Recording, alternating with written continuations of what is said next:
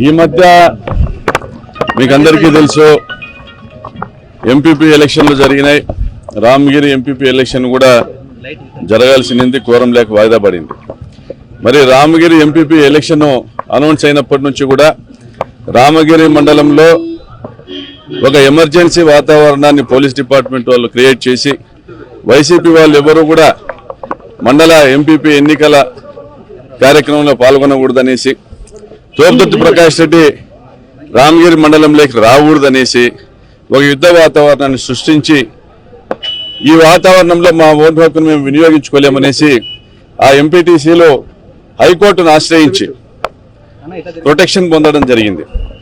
High court protection ఇచ్చింది కదా, SP గారు జెన్యూన్ గానే కనపడతా ఉన్నారు. మరి ఎస్పీ గారిని నమ్మి మనం అప్పచెప్దాము అనేసి ఎంపీటీసీలందరినీ కూడా బాగేపల్లి చెక్ పోస్ట్ దగ్గర పోలీస్ డిపార్ట్మెంట్కి అప్పచెప్పాం. దాని తర్వాత జరిగిన పరిణామాలన్నీ మీకు తెలుసు.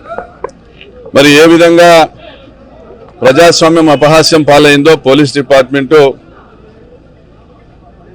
అధికారం పక్షాన, అధికార పార్టీ పక్షాన, పరిటాల సునీత పక్షాన నిలబడిందో, ఏ విధంగా ఇది ఒక ప్రశ్నంగా మారిందో అందరికీ తెలుసు.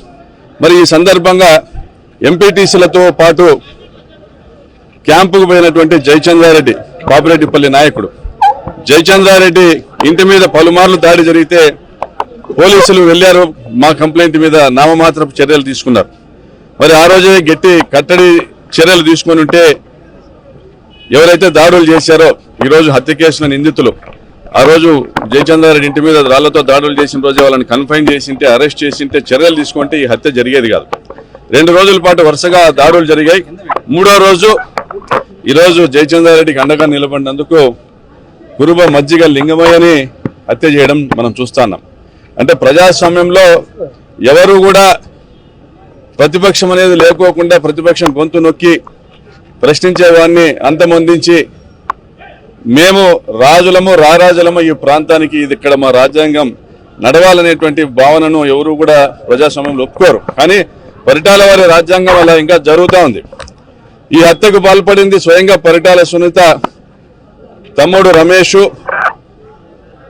మరొక తమ్ముడు సురేష్, వారి తమ్ముళ్ళ కుమారులు ఆదర్శ్, ఆదిత్య, మనోజ్ నాయుడు, మరి ఇంకొక 2 పిల్లలు.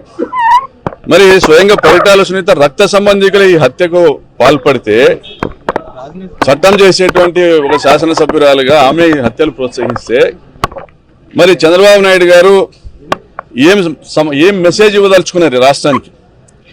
మీ శాసనసభ్యురాలు అసలు ఆమె తరఫున పోటీ చేసేదానికి ఒక మహిళా అభ్యర్థే లేదు, మహిళా రిజర్వ్డ్ ఎంపీపీ స్థానం ఇది. మరి అటువంటి సందర్భంలో వేల మందిని ధర్మవరం నుంచి, కదిరి నుంచి గూండాలు తీసుకొచ్చి ఇక్కడ మోహరించి ఎంపీడీఓ కార్యాలయాన్ని ఆక్రమించుకొని పోలీసుల్ని లెక్క చేయకోకుండా ఇక్కడ ఇంత దుర్మార్గంగా వ్యవహరిస్తుంటే మీరేం చేస్తున్నారు? నేను డిమాండ్ చేస్తున్నా చంద్రబాబు నాయుడు గారిని, పరిటాల సునీత చర్యల వల్ల, వారి కుటుంబపు రక్తపు చరిత్రల మరకల వల్ల తెలుగుదేశం పార్టీ మకిలి పడతా ఉంది. చర్యలు తీసుకోండి ఆమె పైన, ఆమె కుటుంబ సభ్యుల పైన. ఆమె చెప్తోంది ఏ కలువులో దూరుకున్నా లాక్కొస్తామని. నువ్వు ఎలకలు పట్టేదానికి కాదమ్మా నీకు ఓట్లేసింది, ప్రజలకు మేలు చేయాలి, అభివృద్ధి చేయాలనేసి. మరి ఈ నెల రోజుల్లో గమనిస్తే కురుబ కిష్టప్ప గారు రిటైర్డ్ జడ్జి గారి పైన మీ దాష్టీకము, పోలీసు అధికారులు ఆయనను మెడపట్టి తోయడం చూశారు ప్రజలు. మీరు కబ్జాలు చేయడానికి కబ్జాలు చేసే ఉద్దేశంతో ఇల్లు పడగొడతా అంటే ప్రశ్నించినందుకు. కురుబ నాగిరెడ్డి పైన దాడి చేశారు.